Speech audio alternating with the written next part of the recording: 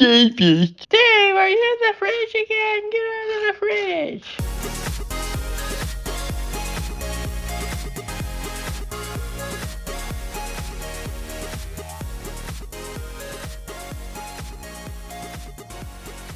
Welcome to the David Wells Experiment. It's me, your host, David Wells. So let's get down to business. So, one of the things that I want to talk about is AI. Now, this isn't going to be some sort of like dystopian nightmare of where AI is going to take us in the future. And T-1000s and Arnold Schwarzenegger. It's going to be about how AI helps us. Now, certainly, we want to be careful because if we can make computers that beat world class chess champions, then yeah, we should be a little uneasy about them making military choices. But that's aside the point. That could be a whole other topic. I want to talk about the more practical stuff that we're going to use it for. Like, one thing you may not know is that I use an AI for all these podcasts. No, the AI, this is really me, this is my voice, and I'm saying all the stuff. But one of the things I do is I use an AI to clean up the audio for any background noise. And I'm not being sponsored by them because I don't qualify for sponsorship on Spotify yet. But there's this great company called Audo, AUDO. They have this software that you can, yeah, like I just said, it takes out all the background sound. And I remember I was a bit skeptical when I first heard about them. I clicked on the demonstrations and like, whoa. Yeah, and so I went ahead and tried a free trial and I was blown away. So I decided they have a free version where I think you get 5 hours a month or something. And then they have what is it?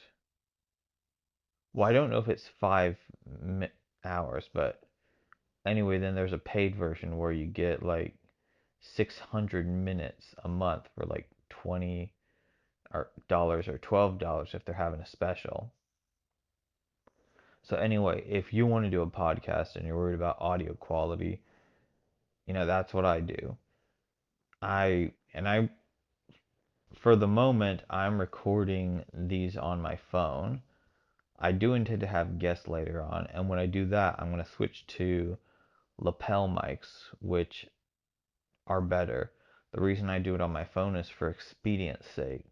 What I do is I basically just, I've got this little audio recorder app. I speak into that, then I upload it onto Dropbox, download it on my computer, filter it through the AI, and then upload it. I do put it through an editing software where I add like an intro and stuff and some background music, but it's a very streamlined process. Once I have guests though, yeah, like I said, I'll use lapel mics. So, speaking of guests, I'll be having one of my first guests in the not too distant future. Um, we're going to be, my cousin Rachel Wells, be the first guest of the show. So that's going to be cool. Now, one of the reasons I decided to bring her on is, well, I'm always looking for interesting people who have a story to tell or can comment on something. And one of the topics we're going to discuss is an internet lolcow. If you've been around the internet since the early days, you might have heard of a character named Sonichu and Chris Chan. Now, some of you might be saying like, "Okay, I'm out." There's a Everybody and their mom tries to cover this subject.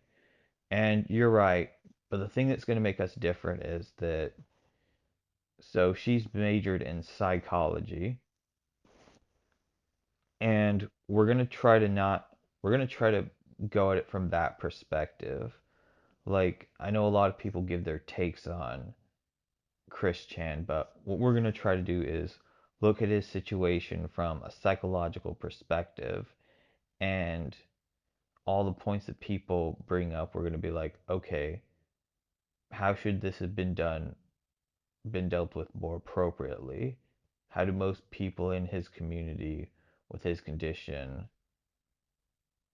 address these matters and not wind up like him? Anyway, that's what we're gonna do, and I'm looking forward to it. Um, yeah, the first guest of the show. So, interestingly enough, so I'm trying to learn how to do stuff with computers, and I think I've mentioned this before, but I kind of have an affinity for like the old computers, like of the NES days. Now, they're wildly more complicated. Well, okay, I should say this. Um, I could learn a language like C++ plus plus and Python, but I'm really interested in learning the old school languages because that's what, like, say, the NES made its games on, and the Game Boy. And it's probably just purely nostalgia that I'm doing it. And those are harder languages to learn, but I think it'll be worth it. So it's funny, the other day I was at church and I had this feeling of like I need to do something. I need to read a book because I got all those books. I spent about $30 about like microprocessor architecture and assembly. And so I really wanted to get home and read those. Not to say I wasn't enjoying myself at church, but yeah, I get into this thing where I just really need to learn something, and I really need to study Korean again because I've been really bad about doing that, and I've been going to a Korean church for 8 years, and I feel like I'm really slacking.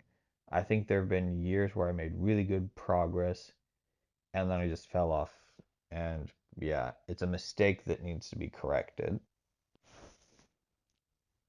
Anyway, so yesterday, so the thing is at my church, we have two services in the main sanctuary. The first one is about 8:30, and they have a translator. The second one, we used to have a translator, but they decided to instead like have people go to a separate English service. So yesterday, I didn't feel like waking up at 8:30, so I went to the EM service, and it was around maybe 11:30 or so. One of my friends who she's a translator, she's like, "Hey, we're gonna interview. I want you to see the sermon of this guy who's trying out for our youth pastor."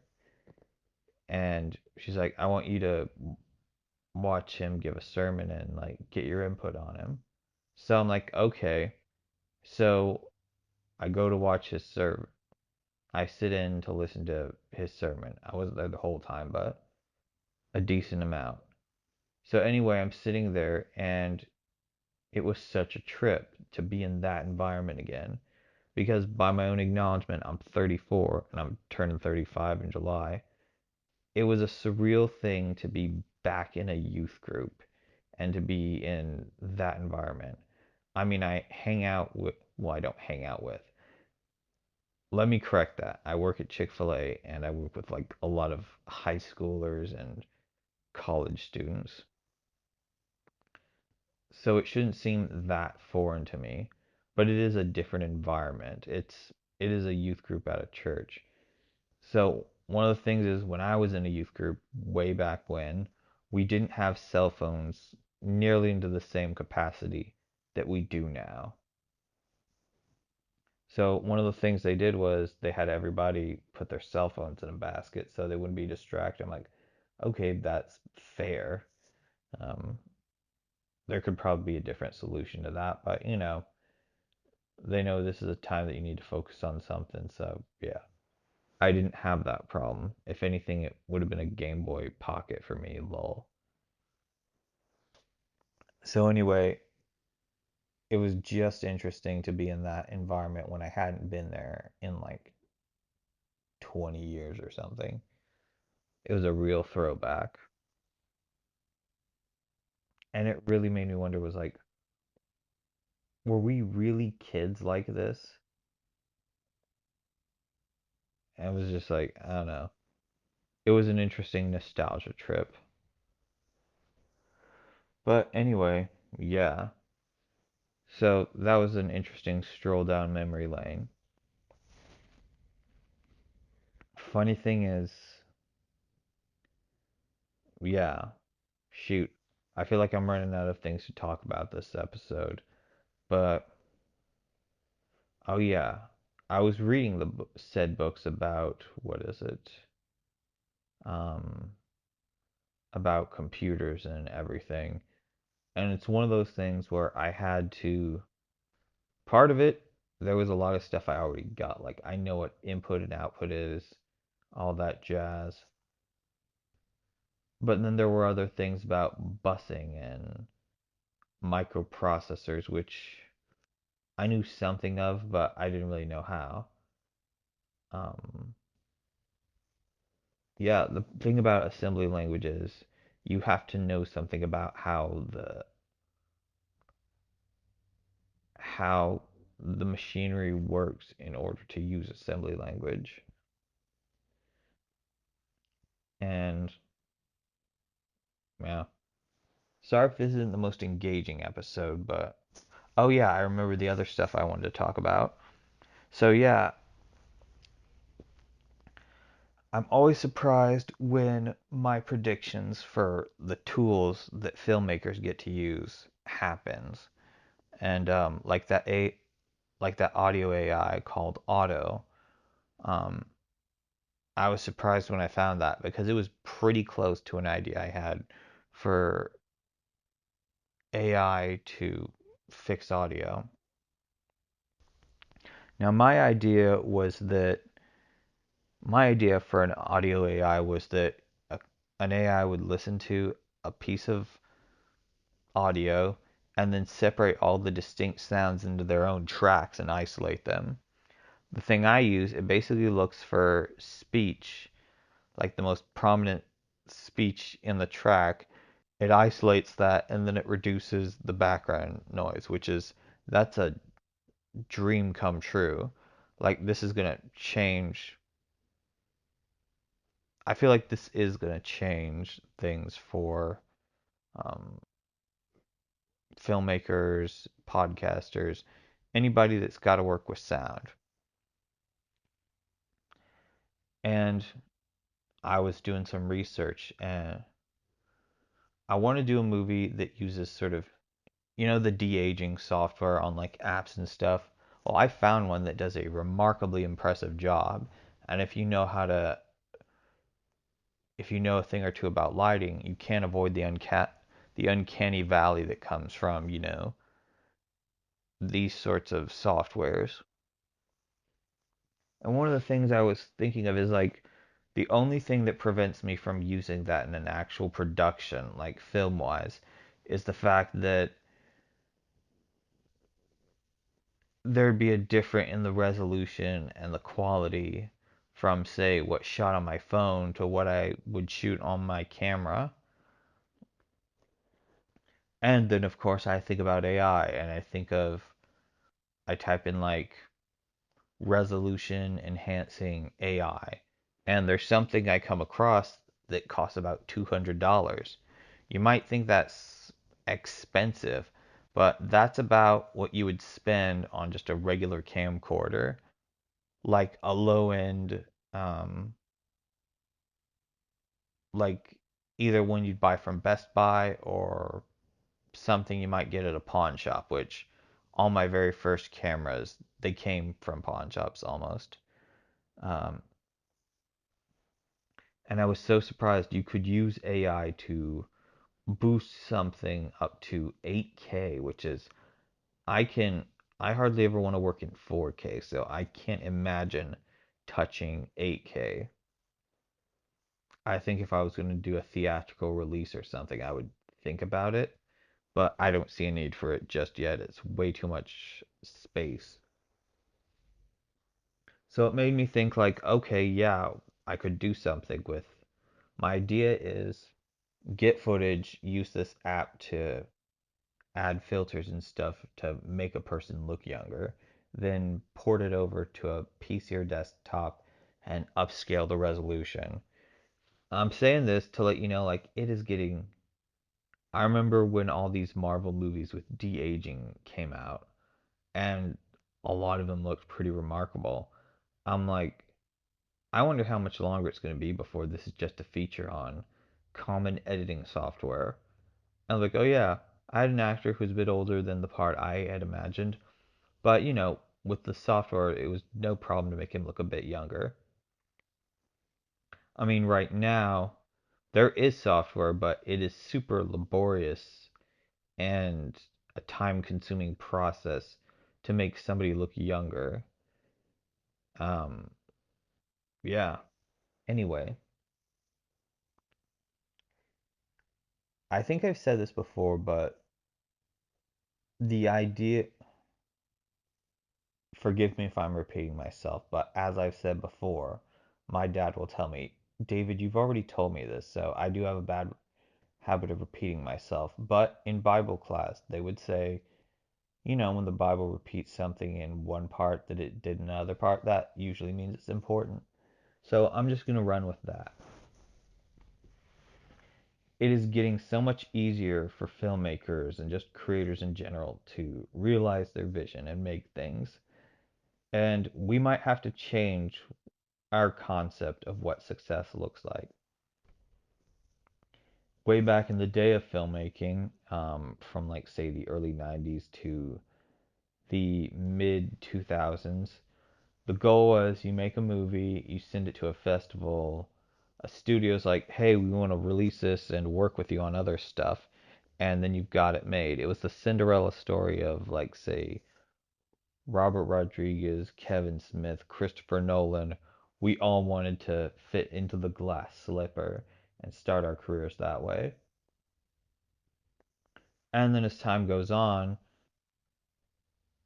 more and more people get access to filmmaking with technology, and the democratizing means there's a saturated market. So I think it was the Duplass brothers who said something like, God bless VOD, but even they've said of recent, it used to be that video on demand, like streaming services, they would nab up every little indie production, but now they've started to focus on big productions. So it's like, where are we left in the indie market? Well, there's still places like, well, currently my podcast is on Spotify, and the threshold for getting a sponsor is not it's not crazy high.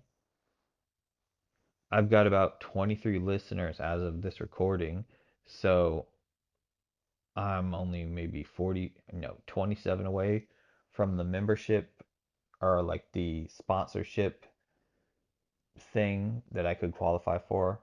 It's not a given that, once I hit that, like, oh, I'm going to start getting paid for this. But, it'd be a step up. I'm sure that Spotify is looking into video. Um, in fact, I guarantee it. And I know there's a market for this. I mean, there are other websites that, I mean, pretty much YouTube, you put your stuff up and you basically do it for free. I think you have to have a certain amount of subscribers and views per hour to be able to rent your movies out. And of course, Vimeo has an option where if you have their professional membership, you can upload, I think, 3 terabytes worth of video a year, and you can charge people for it. So there's that. And I'm sure as time goes on, more and more people will see a market for, hey, people want to sell stuff. Let's help them facilitate that. And Amazon used to have a thing where you could upload your movies and get paid for it, but I've heard that they're focusing more on their own original content, so that's a shame. But it would be cool if YouTube had a function similar to Vimeo where you pay to be able to rent your movies out to other people. I mean, that'd be a pretty sweet deal. Um, but yeah, it is what it is. So I think as filmmakers, our goal, it might have to change. Um, we might have to wish from going to be like the next Christopher Nolan to what if I just make as much money making movies as I do, say, doing my job at Chick-fil-A. Now, I think the old me might have been depressed about that, but think of it this way. Would you rather do something creative that you love to do, or would you rather do the thing that you're doing right? It seems a no-brainer. Like, if you get paid the same amount, um, you'd want to do the thing that you find creatively fulfilling. And technology is only going to make it easier to achieve bigger and better goals. I've seen AI that generates art seemingly on its own. You just enter in a subject matter and it makes you go, well. So, as democratized as we thought things already were, it's going to be even more so. And just, don't look at it as, oh shoot, I can't reach that goal of like making the next Dark Knight or Dunkirk or whatever. Just think, be glad that you don't need a big studio to try to reach your vision because you should do it for the love of creation. Yeah, we all have bills to pay, and maybe ever cheapening technology will help us to be able to make a living doing what we love. I mean, all anyone can ask for. Well, anyway, this has been the David Wells experiment. Hope you had a good time, and I will see you next time. Bye.